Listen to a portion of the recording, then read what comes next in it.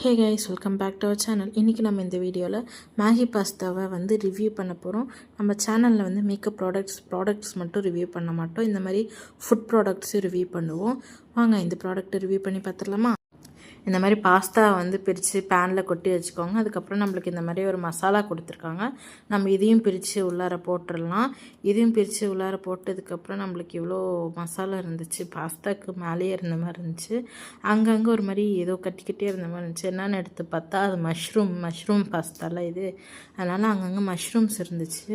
நசுக்குன்னு அப்படியே நசுங்குச்சு இந்த மாதிரி. அதுக்கப்புறம் நான் இந்த அளவு டம்ளரில் 1 டம்ளர் நான் தண்ணி ஊற்றிக்கிட்டேன்.